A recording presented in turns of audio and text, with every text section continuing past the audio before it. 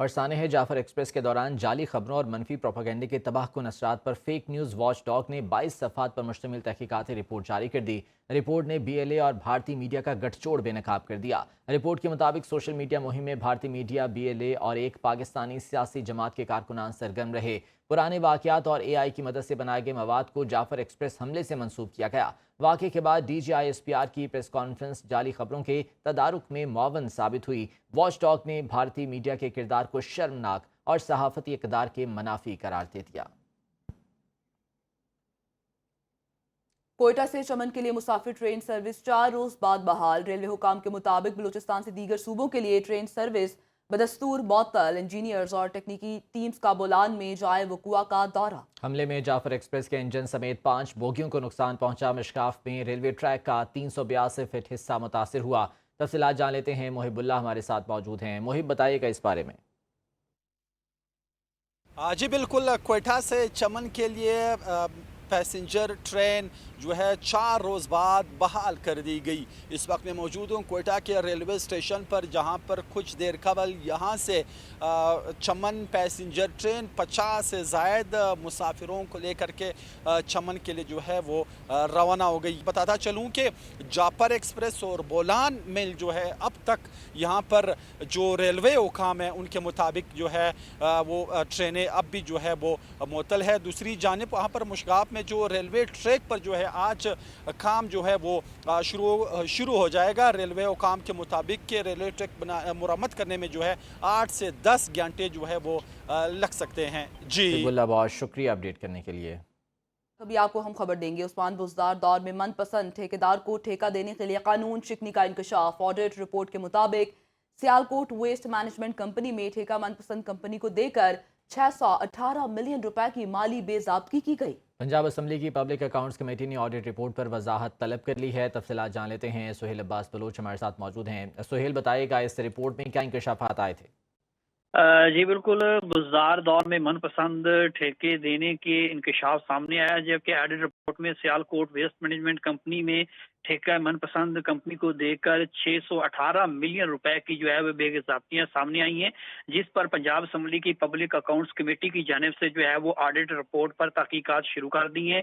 Sialkot waste management company کے board of directors کی منظوری کے بغیر ٹھیکیدار کو رقم کی ادائیگی بھی کر دی گئی تھی، جس پر آڈٹ رپورٹ نے مالی بے ضابطگیوں کی تحقیقات کی ہدایت کر دی ہے، اور ٹھیکیدار کو 618 ملین روپے کی ادائیگی کو آڈٹ ڈپارٹمنٹ نے 2021-22 کی رپورٹ جو ہے وہ غیر قانونی قرار دے دیا، جس پر پبلک اکاؤنٹس کمیٹی کی جانب سے اس پر جو ہے وہ متعلقہ محکموں سے ریکارڈ طلب کر لیا ہے۔ جی بہت شکریہ سہیل عباس بلوچ اپڈیٹ کرنے کے لیے۔ سیکیورٹی فورسز کی خیبر پختونخوا میں 2 الگ الگ کارروائیاں، 9 خوارج جہنم واصل ہو گئے۔ آئی ایس پی آر کے مطابق میمن میں سیکیورٹی فورسز اور خوارج کے درمیان فائرنگ کے تبادلے میں 7 خوارج مارے گئے۔ فائرنگ کے تبادلے میں 2 بہادر جوان بھی شہید ہو گئے۔ شہید ہونے والوں میں حوالدار محمد زاہد اور سپاہی آفتاب علی شاہ شامل ہیں۔ دوسرا آپریشن ڈیرہ اسماعیل خان میں کیا گیا، جس میں 2 خوارج مارے گئے۔ ہلاک خوارج کے قبضے سے اسلحہ اور گولہ بارود بھی برآمد ہوا۔ دوسری جانب وزیر اعظم شہباز شریف نے کہا ہے کہ ملک سے دہشت گردی کے مکمل خاتمے تک اس کے خلاف جنگ جاری رکھیں گے۔ دہشت گردی کی اس جنگ میں پوری قوم افواج پاکستان کی شانہ بشانہ کھڑی ہے۔ وطن کی خاطر اپنی جانوں کا نذرانہ پیش کرنے والے قوم کے بہادر جوانوں اور ان کے اہل خانہ پر پوری پاکستانی قوم کو فخر ہے۔ بلوچستان کے علاقے نوشکی میں قومی شاہراہ پر بس کے قریب دھماکہ ہوا۔ پولیس کے مطابق دھماکے میں 5 افراد جاں بحق اور 10 سے زائد زخمی ہو گئے، جنہیں فوری طور پر اسپتال منتقل کر دیا گیا۔ اسی بارے میں تفصیلات جان لیتے ہیں، بیورو چیف کوئٹہ کفایت علی ہمارے ساتھ موجود ہیں۔ کفایت، بتائیے گا اس واقعے کے بارے میں انیشلی کیا انویسٹیگیشنز اب تک سامنے آئی ہیں؟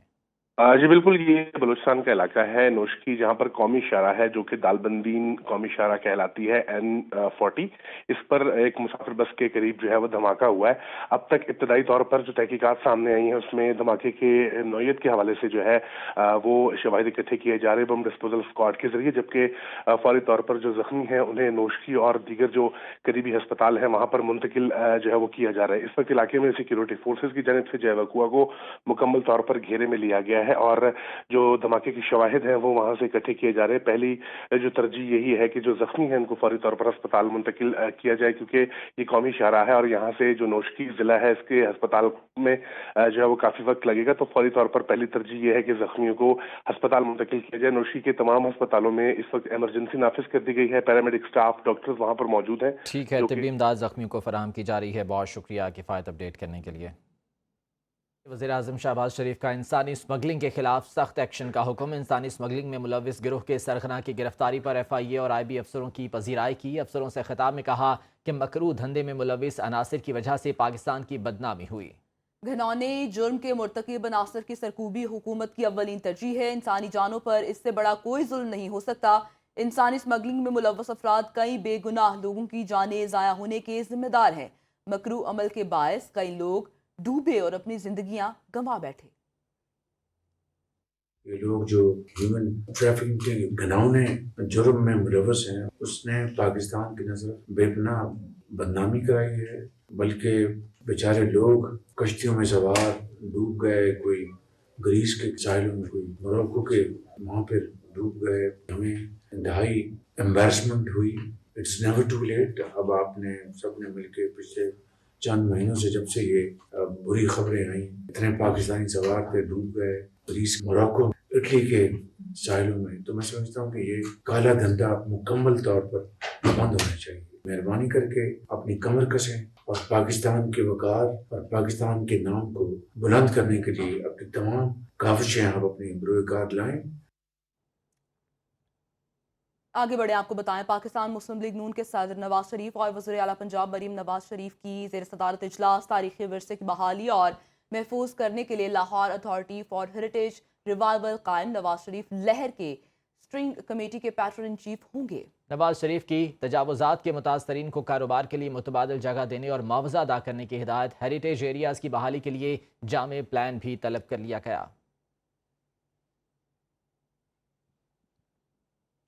JUI का हुकूमती पॉलिसियों के खिलाफ बड़ा ऐलान। मौलाना फजलुर रहमान कहते हैं ईद के बाद तहरीक चलाने का फैसला होगा। PTI की असल क़यादत जेल में है, बाहर मौजूद क़यादत में यकसुई नहीं है। बयानबाजी से मुमकिन इत्तेहाद में दरार नहीं आएगी। मौजूदा हुक्मरान पार्लिमान समेत हर इदारे को जरगमाल बनाए बैठे हैं।